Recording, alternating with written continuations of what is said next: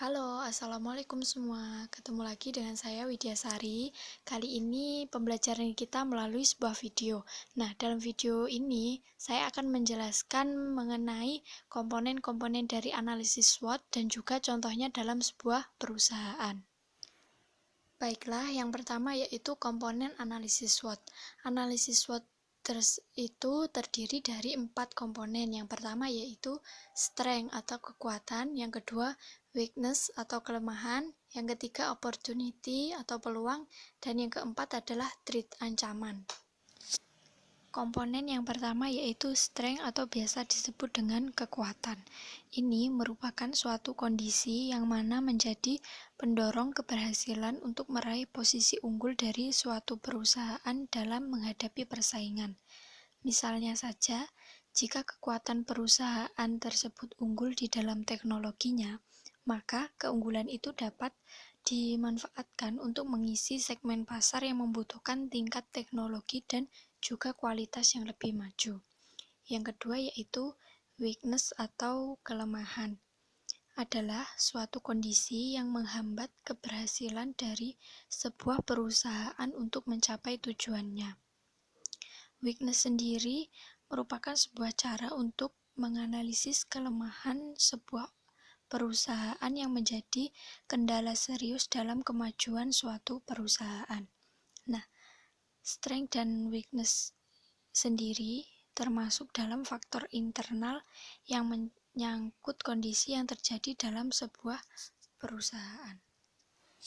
Yang ketiga yaitu opportunity atau peluang. Merupakan suatu kondisi yang mana menjadi pendorong keberhasilan suatu perusahaan dan juga dapat memberikan peluang berkembangnya perusahaan tersebut di masa depan. Opportunity sendiri merupakan sebuah alat analisa yang gunanya untuk mencari sebuah peluang ataupun terobosan yang memungkinkan suatu perusahaan tersebut dapat berkembang di masa sekarang ataupun di masa yang akan datang. Dan yang keempat yaitu threats atau ancaman. Adalah suatu kondisi yang menghambat keberhasilan pencapaian tujuan suatu perusahaan. Threat sendiri merupakan alat analisa yang digunakan untuk menghadapi berbagai macam faktor lingkungan yang tidak menguntungkan bagi perusahaan, yang dapat menyebabkan perusahaan tersebut kemunduran atau kegagalan. Nah, ancaman ini jika tidak segera diatasi, maka akan menjadi penghalang bagi suatu usaha yang bersangkutan baik di masa sekarang maupun yang akan datang. Nah, opportunity dan threats ini termasuk ke dalam faktor eksternal yang mana faktor ini menyangkut dengan kondisi-kondisi yang terjadi di luar perusahaan. Poin yang kedua yaitu contoh analisis SWOT pada sebuah perusahaan. Di sini saya mengambil perusahaan HP Nokia. Yang pertama yaitu strength atau kekuatannya. Yang pertama ada pengalaman. Nokia sendiri masuk dalam dunia mobile mulai dari tahun 1968 sampai 1991 dan mulai meluncurkan ponsel GSM dengan produk Nokia 1011 dan mampu merajai pasar handphone di dunia. Yang kedua yaitu berbagai macam produk untuk semua kelas. Nokia sendiri mampu berinovasi dengan sangat baik sehingga mampu memanjakan konsumen dengan produk-produknya. Yang ketiga yaitu adanya hubungan dengan pelanggan yang kuat.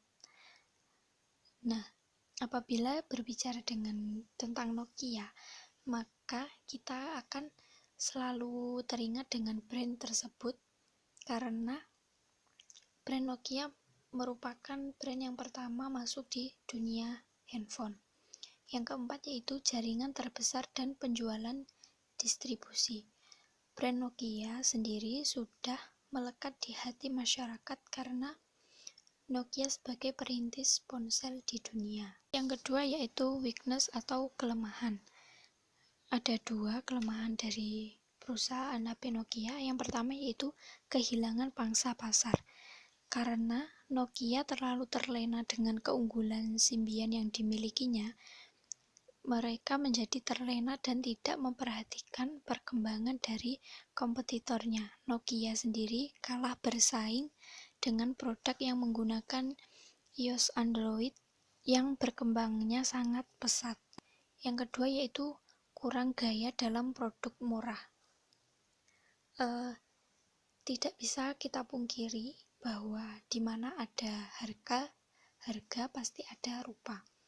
Maksudnya di sini hargalah yang menentukan kualitas suatu produk. Yang ketiga yaitu opportunity atau peluang. Nah, peluang perusahaan HP Nokia yaitu pertumbuhan pasar baru. Dengan adanya tren baru di masyarakat yaitu munculnya handphone berbasis smartphone, ini menjadi suatu peluang untuk meningkatkan kualitas smartphone Nokia. Yang terakhir yaitu threats atau ancaman. Ada dua, yaitu munculnya smartphone dari Cina. Dengan munculnya smartphone dari Cina ini dengan fitur yang menjanjikan dan harga yang terjangkau merupakan ancaman bagi Nokia. Dengan fitur yang bahkan lebih update dari Nokia, produk buatan Cina ini berani menjual dengan harga yang lebih murah. Yang kedua yaitu munculnya pesaing seperti Samsung dan Apple. Pada tahun 2000 sampai 2010 merupakan tahun kejayaan produk Nokia karena Nokia tidak memiliki tandingan dalam hal penjualan handphone dan memanjakan setiap konsumennya. Namun mulai tahun 2011 pesaing Nokia mulai muncul seperti Samsung dan Apple yang mulai melejit di dunia handphone. Baiklah, itu pembelajaran kita hari ini. Terima kasih yang sudah mendengarkan. Tetap semangat untuk belajar. Ketemu lagi minggu depan. Wassalamualaikum warahmatullahi wabarakatuh.